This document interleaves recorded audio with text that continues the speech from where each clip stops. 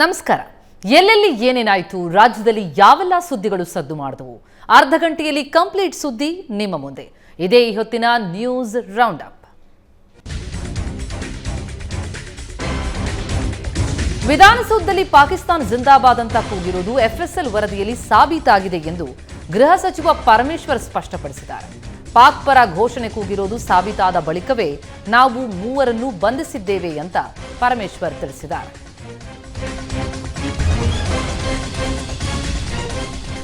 ಪಾಕ್ ಪರ ಘೋಷಣೆ ಕೂಗಿದ್ದರ ವಿರುದ್ಧ ಬಿಜೆಪಿ ಹೋರಾಟದ ಪ್ರತಿಫಲವಾಗಿ ಮೂವರು ದೇಶದ್ರೋಹಿಗಳ ಬಂಧನವಾಗಿದೆ ಅಂತ ಬಿಜೆಪಿ ರಾಜ್ಯಾಧ್ಯಕ್ಷ ಬಿವೈ ವಿಜೇಂದ್ರ ಹೇಳಿದ್ದಾರೆ.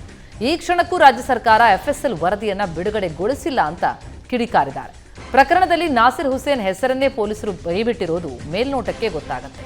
ಆರೋಪಿ ನಂಬರ್ 4 ಅಂತ ಪರಿಗಣಿಸಿ ನಾಸಿರ್ ಹುಸೇನ್ ವಿರುದ್ಧ ಕಾನೂನು ಪ್ರಕಾರ ಸೂಕ್ತ ಕ್ರಮ ಕೈಗೊಳ್ಳಬೇಕು ಅಂತ ಆಗ್ರಹಿಸಿದ್ದಾರೆ.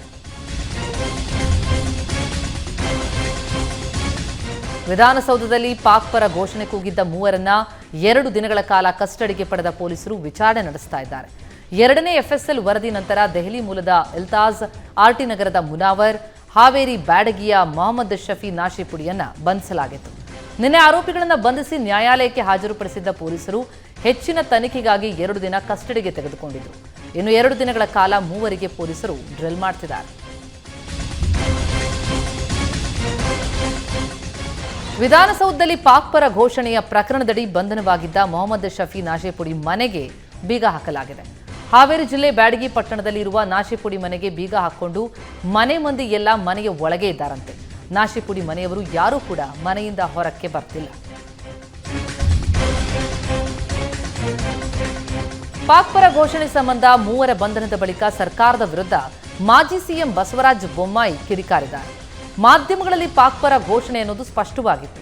ಆ ಸಂದರ್ಭದಲ್ಲಿ ಜವಾಬ್ದಾರಿ ಮರೆತು ಕೆಲ ಸಚಿವರು ದೇಶದ್ರೋಹಿಗಳ ಪರ ನಿಂತಿದ್ದು ದುರ್ದೈವ. ಪಾಕ್ ಪರ ಘೋಷಣೆ ಕೂಗಿದವರ ಸಮರ್ಥನೆ ಮಾಡಿಕೊಂಡವರು ಕ್ಷಮೆ ಕೇಳಬೇಕು ಅಂತ ಆಗ್ರಹಿಸಿದ್ದಾರೆ. ಎಫ್ಎಸ್ಎಲ್ ರಿಪೋರ್ಟ್ ಬಂದು 4 ದಿನ ಆಗಿದೆ. 2 ದಿನಗಳ ಹಿಂದೆ ಎನ್ಐಎ ಎಫ್ಐಆರ್ ಮಾಡಿಕೊಂಡಿದ್ದಕ್ಕೆ ಮೂವರ ಬಂಧನವಾಗಿದೆ ಅಂತ ಬೊಮ್ಮಾಯಿ ತಿಳಿಸಿದ್ದಾರೆ.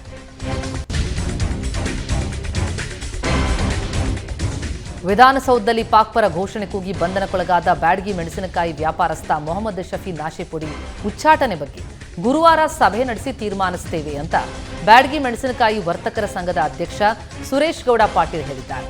ಮೆಣಸಿನಕಾಯಿ ನೀಡಿದ ವ್ಯಾಪಾರಸ್ಥರಿಗೆ ಅವರು ಹಣ ಕೊಡಬೇಕಾಗಿದೆ ಅಂತ ಕೇಳಲ್ಪಟ್ಟಿದ್ದೇನೆ.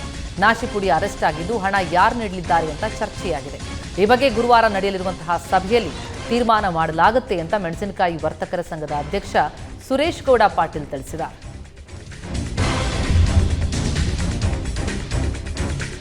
ಪಾಕ್ ಪರ ಘೋಷಣೆ ಕೂಗಿದ್ದ ಮೂವರನ್ನ ಪೊಲೀಸರು ಬಂಧಿಸಿದ ಬೆನ್ನಲ್ಲೇ 2022ರಲ್ಲಿ ಪಾಕಿಸ್ತಾನ ಜಿಂದಾಬಾದ್ ಎಂದಿದ್ದ ಬಿಜೆಪಿ ಕಾರ್ಯಕರ್ತ ರವಿಯನ್ನ ಬಂಧಿಸಿದ್ದಾರೆ.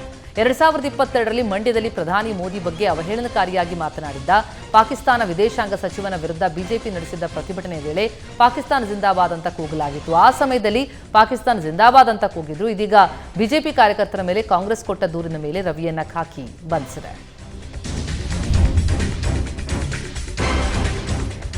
ರಾಮೇಶ್ವರಂ ಕೆಫೆ ಬ್ಲಾಸ್ಟ್ ಪ್ರಕರಣದ ತನಿಖೆ ಚುರುಕಾಗಿದೆ. ಬ್ಲಾಸ್ಟ್ ಬಳಿಕ ಬಾಂಬರ್ ಕೆಫೆ ಸುತ್ತಮುತ್ತ ಇರುವ ಮಸೀದಿಗಳಿಗೆ ಹೋಗಿರುವಂತಹ ಶಂಕೆ ವ್ಯಕ್ತವಾಗಿದೆ.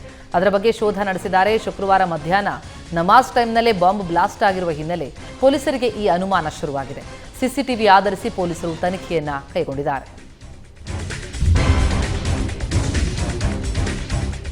ರಾಮೇಶ್ವರಂ ಸ್ಫೋಟ ಪ್ರಕರಣದಡಿ ಎನ್ಐಎ ಪಿಎಫ್ಐ ಶಂಕಿತ ಉಗ್ರ ಸಲೀಂನನ್ನ ತೆಲಂಗಾಣದಲ್ಲಿ ಬಂಧಿಸಿದೆ. ರಾಮೇಶ್ವರಂ ಕೆಫೆ ಬ್ಲಾಸ್ಟ್ ನಂಟು ಇದೆಯಾ ಅಂತ ಅಬ್ದುಲ್ ಸಲೀಂನನ್ನ ವಿಚಾರಣೆಗೊಳಪಡಿಸಿದೆ. ದೇಶದಲ್ಲಿ ಭಯೋತ್ಪಾದನೆ ಕೃತ್ಯಗಳನ್ನು ನಡೆಸಲು ಅಬ್ದುಲ್ ಸಲೀಂ ಪ್ಲಾನ್ ಮಾಡಿದ್ದಂತೆ. 2047ರ ವೇಳೆಗೆ ಭಾರತವನ್ನ ಇಸ್ಲಾಮಿಕ್ ರಾಷ್ಟ್ರವಾಗಿಸಬೇಕು ಅಂತ ಶಿಬಿರಗಳಲ್ಲಿ ಟ್ರೈನಿಂಗ್ ಕೊಡ್ತಾ ಇದ್ದಂತೆ. ನಿಜಾಮಾಬಾದ್ನಲ್ಲಿ ತಲೆಮರೆಸಿಕೊಂಡಿದ್ದ ಆರೋಪಿಯನ್ನ ಬಂಧಿಸಲಾಗಿದೆ.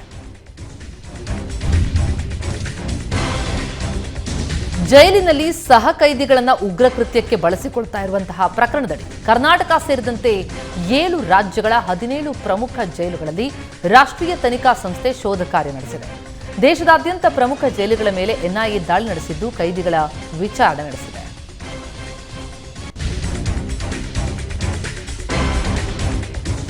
ಜೈಲಿನಲ್ಲಿ ಸಹ ಕೈದಿಗಳಿಗೆ ಉಗ್ರ ಟಿ ನಾಸಿರ್ ಬ್ಲಾಸ್ಟ್ ತರಬೇತಿ ಕೊಡ್ತಾ ಇದ್ದ ಎನ್ನುವ ಆರೋಪದಡಿ ಎನ್ಐಎ ಬೆಂಗಳೂರಿನ ಪರಪ್ಪನ ಅಗ್ರಹಾರದಲ್ಲಿ ಶೋಧ ಕಾರ್ಯ ಮುಂದುವರೆಸಿದೆ.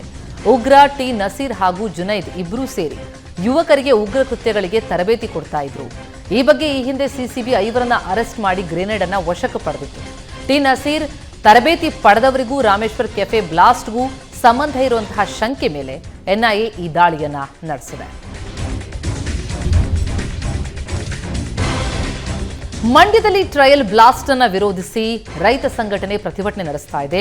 ಕೆಆರ್ಎಸ್ನ ಬೃಂದಾವನ ಗೇಟ್ ಬಳಿ ನಡೀತಾ ಇರುವಂತಹ ಪ್ರತಿಭಟನೆಯಲ್ಲಿ ಮೇಲುಕೋಟೆ ಶಾಸಕ ದರ್ಶನ್ ಪುಟ್ಟಣ್ಣಯ್ಯ ಭಾಗಿಯಾಗಿದ್ದಾರೆ.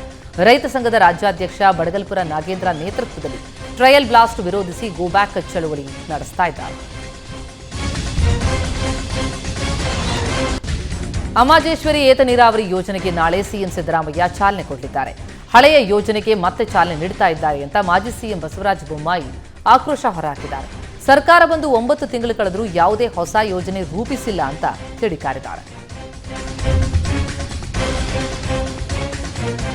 ಮಾಜಿ ಸಿಎಂ ಬಿಎಸ್ವೈ ಪುತ್ರ ಸಂಸದ ಬಿವೈ ರಾಘವೇಂದ್ರ ಗೆಲುವಿಗಾಗಿ ಭರ್ಜರಿ ರಣತಂತ್ರ ರೂಪಿಸಲಾಗ್ತಾ ಇದೆ. ಶಿವಮೊಗ್ಗ ಲೋಕಸಭಾ ಸಮರದಲ್ಲಿ ಈಡೀಗ ವೋಟ್ ಬ್ಯಾಂಕ್ ಟಾರ್ಗೆಟ್ ಮಾಡಿರುವ ಬಿಜೆಪಿ ಸಮಾವೇಶ ಆರಂಭಿಸಿದೆ. ಶಿವಮೊಗ್ಗ ಲೋಕಸಭಾ ಕ್ಷೇತ್ರದಲ್ಲಿ 50,000ಕ್ಕೂ ಹೆಚ್ಚು ಈಡಿಗ ಜನಾಂಗದ ವಿವಿಧ ಪಂಗಡಗಳನ್ನು ಒಗ್ಗೂಡಿಸಿ ಸಮಾವೇಶ ನಡೆಸಲಾಗ್ತಾ ಇದೆ. ಮಾಜಿ ಸಿಎಂ ಬಿಎಸ್ವೈಗೆ ಸಮುದಾಯದಿಂದ ಕೃತಜ್ಞತಾಪೂರ್ವಕ ಸನ್ಮಾನದ ಹೆಸರಿನಲ್ಲಿ ಈ ಸಮಾವೇಶ ನಡೀತಾ ಇದ್ದು, ಈಡಿಗ, ಬಿಲ್ಲವ, ನಾಮದಾರಿ, ದೀವ್ರು ಮೊದಲಾದ 26 ಪಂಗಡಗಳ ಶಕ್ತಿ ಪ್ರದರ್ಶನವಾಗಲಿದೆ.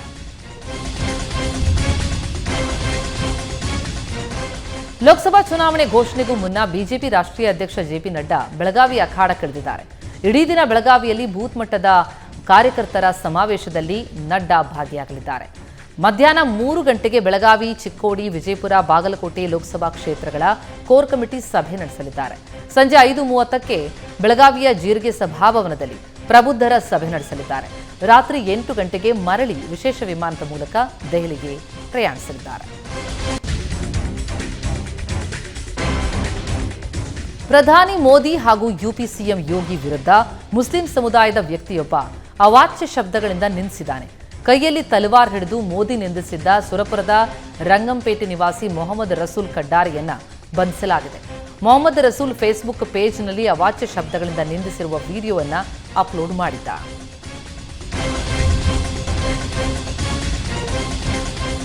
ಚಿಕ್ಕಮಗಳೂರಿನಲ್ಲಿ ಮಂಗನ ಕಾಯಿಲೆಗೆ 3ನೇ ಬಲಿಯಾಗಿದೆ. ಮಂಗನ ಕಾಯಿಲೆಯಿಂದ ಮಣಿಪಾಲದ ಕೆಎಂಸಿ ಆಸ್ಪತ್ರೆಯಲ್ಲಿ ಚಿಕಿತ್ಸೆ ಪಡಿತಾ ಇದ್ದ 71 ವರ್ಷದ ಬಸವ ಪೂಜಾರಿ ಮೃತಪಟ್ಟಿದ್ದಾರೆ. ಎನ್ಆರ್ಪುರ ತಾಲೂಕಿನ ಬಾಳೆಹೊನ್ನೂರು ಸಮೀಪದ ಮೇಲ್ಪಾಲ್ ಗ್ರಾಮದ ಬಸವ ಪೂಜಾರಿಗೆ ಕಳೆದ 3 ದಿನಗಳ ಹಿಂದೆಯಷ್ಟೇ ಕೆಎಫ್ಡಿ ಸೋಂಕು ಪತ್ತೆಯಾಗಿತ್ತು. ಚಿಕ್ಕಮಗಳೂರು ಜಿಲ್ಲೆಯ 53 ಜನರಲ್ಲಿ ಮಂಗನ ಕಾಯಿಲೆ ಪತ್ತೆಯಾಗಿದ್ದು 36 ಮಂದಿ ಗುಣಮುಖರಾಗಿದ್ದಾರೆ. ಇನ್ನು 14 ಜನ ಆಸ್ಪತ್ರೆಯಲ್ಲಿ ಚಿಕಿತ್ಸೆ ಪಡಿತಾ ಇದ್ದಾರೆ. ಕೋಟೆನಾಡು ಚಿತ್ರದುರ್ಗ ನಗರದಲ್ಲಿ ಗೂಳಿಯ ಹಾವಳಿ ಹೆಚ್ಚಾಗಿದೆ. ಬೈಕ್ ಸವಾರರ ಬೆನ್ನತ್ತಿ ಭಯ ಸೃಷ್ಟಿಸಿರುವಂತಹ ಗೂಳಿಯ ವಿಡಿಯೋ ಸಿಸಿಟಿವಿಯಲ್ಲಿ ಸೆರೆಯಾಗಿದೆ. ಕಳೆದ ವಾರದಲ್ಲಿ ಹಲವರ ಮೇಲೆ ಗೂಳಿ ದಾಳಿ ನಡೆಸಿದೆ. ಗೂಳಿ ದಾಳಿಯಿಂದ ಗಾಯಗೊಂಡ ಇಬ್ಬರಿಗೆ ಜಿಲ್ಲಾಸ್ಪತ್ರೆಯಲ್ಲಿ ಚಿಕಿತ್ಸೆ ನೀಡಲಾಗ್ತಾ ಇದೆ. ಗೂಳಿ ಸೆರೆ ಹಿಡಿಯಿರಿ ಅಂತ ಸ್ಥಳೀಯರು ಆಗ್ರಹಿಸಿದ್ದಾರೆ. ರಾಯಚೂರು ಜಿಲ್ಲೆಯಲ್ಲಿ ಕುಡಿಯುವ ನೀರಿನ ಸಮಸ್ಯೆ ಹೆಚ್ಚಾಗಿದೆ. ನೀರಿನ ಸಮಸ್ಯೆ ಬಗೆಹರಿಸಲು ಜಿಲ್ಲಾ ಮತ್ತು ತಾಲೂಕು ಕೇಂದ್ರಗಳಲ್ಲಿ ಕಂಟ್ರೋಲ್ ರೂಮ್ ಓಪನ್ ಮಾಡಲಾಗಿದೆ. ಜಿಲ್ಲಾದ್ಯಂತ ಎಲ್ಲೇ ನೀರಿನ ಸಮಸ್ಯೆಯಾದರೂ ಕೂಡಲೇ ಸ್ಪಂದಿಸುವಂತೆ ಜಿಲ್ಲಾ ಪಂಚಾಯತ್ ಸಿಇಒ ರಾಹುಲ್ ಪಾಂಡ್ವೆ ಅಧಿಕಾರಿಗಳಿಗೆ ಸೂಚನೆ ಕೊಟ್ಟಿದ್ದಾರೆ. ಪ್ರತಿ ತಾಲೂಕಿನಲ್ಲೂ ರ್ಯಾಪಿಡ್ ಫೋರ್ಸ್ ನಿಯೋಜನೆ ಮಾಡಲಾಗಿದೆ. ನೀರಿನ ಸಮಸ್ಯೆಯಾಗದಂತೆ ನೋಡಿಕೊಳ್ಳಲು ಸೂಚಿಸಲಾಗಿದೆ.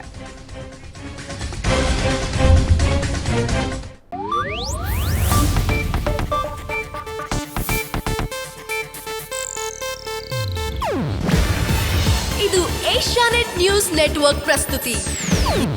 ನೀವು ನೋಡ್ತಿದ್ದೀರಾ ಏಷ್ಯಾನೆಟ್ ಸುವರ್ಣ ನ್ಯೂಸ್.